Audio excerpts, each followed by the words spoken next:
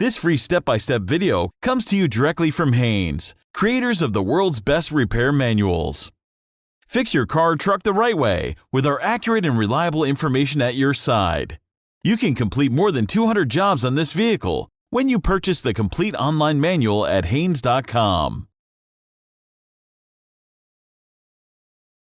If you're planning to replace the wipers with factory wipers, lift the arm assembly away from the glass for clearance.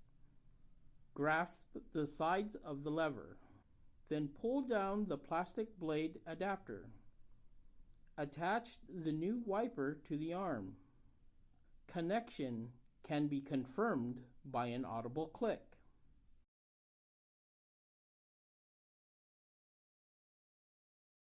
If you're planning to replace the wipers with aftermarket wipers, lift the arm assembly away from the glass for clearance.